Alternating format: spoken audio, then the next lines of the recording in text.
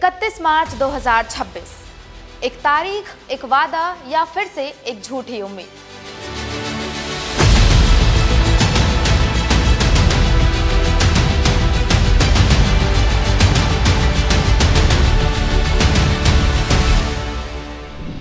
क्या 31 मार्च 2026 तक पूरे छत्तीसगढ़ और देश में नक्सलवाद का खात्मा हो जाएगा?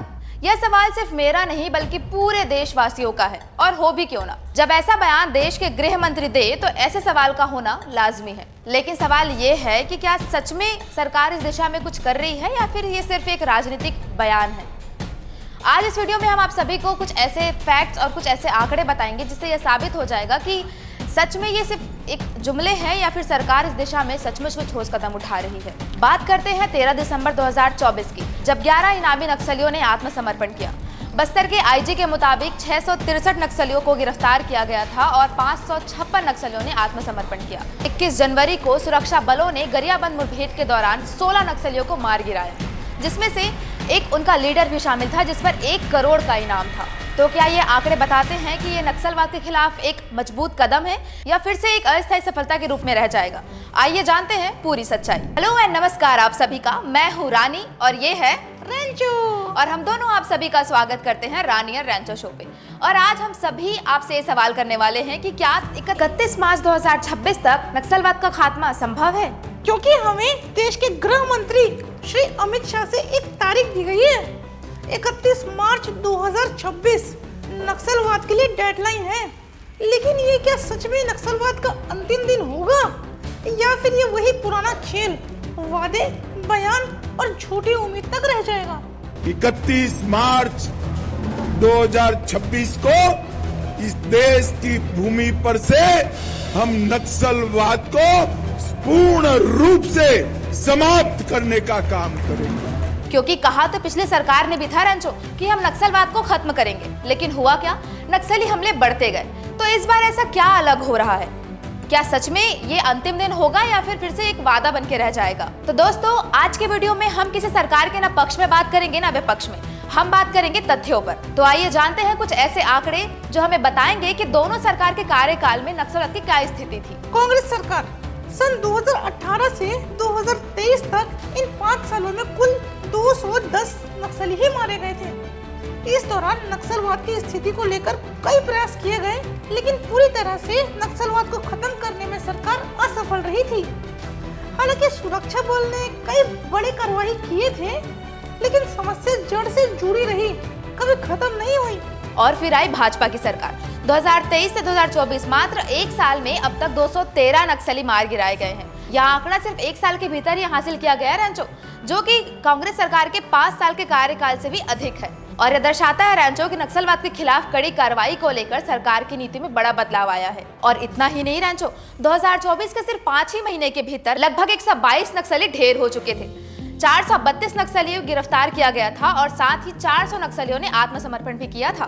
पर रानी, मेरा एक सवाल था, नक्सल प्रभावित क्षेत्र में ना तो जवान बदले ना अधिकारी, पर इतना बड़ा बदलाव कैसे आया?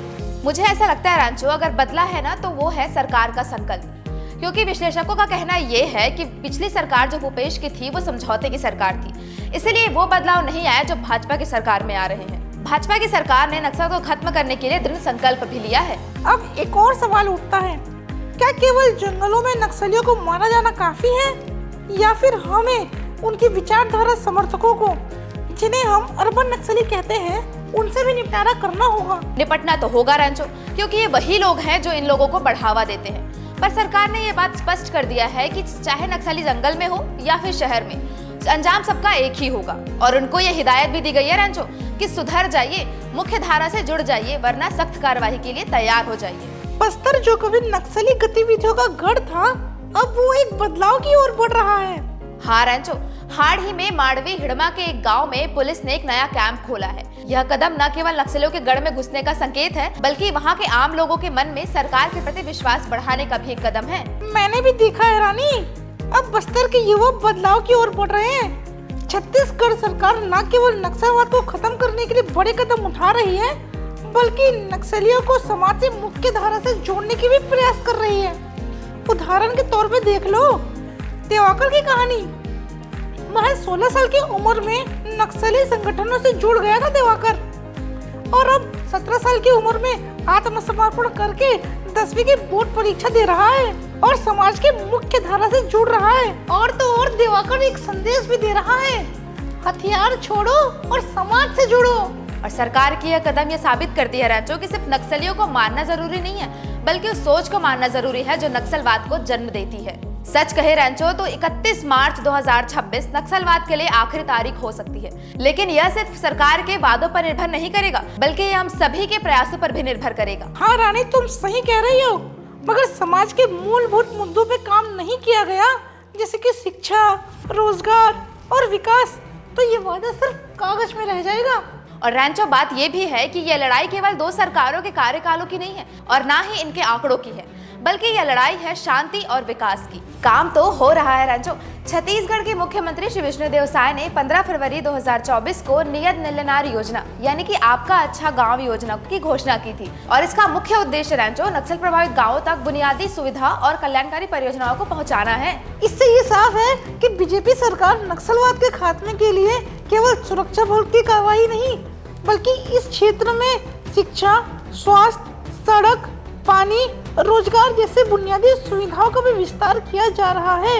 अगर सरकार इस दिशा में लगातार काम कर रही है तो नक्सलवाद को खात्मा केवल वादा नहीं, बल्कि एक सकारात्मक बदलाव बन सकता है। तो दोस्तों, जैसा कि हम सभी ने देखा कि कांग्रेस की सरकार में उन्होंने नक्सल को खत्म करने के लिए कई गंभीर कदम तो उठाए, लेकिन कुछ खास रिजल्ट सामने नहीं आए। लेकिन भाजपा सरकार ने नक्सल को खत्म करने के लिए कई ठोस कदम उठाए हैं, जिसके रिजल्ट हम सभी को सामने दिख रहे हैं। कई नक्सलियों ने आत्मसमर्पण किया, कई नक्सली मारे गए, कई नए सुरक्षा कैंप स्थापित किए गए और सुरक्षा बलों पर कार्रवाई भी की गई। इससे ये साबित हो जाता है कि भाजपा सरकार ने नक्सलवाद को खत्म करने के लिए दृढ़ संकल्प लिए हैं। अब सवाल ये उठता है रानी कि क्या 31 मार्च 2026 तक सच में नक्सलवाद का खात्मा हो जाएगा?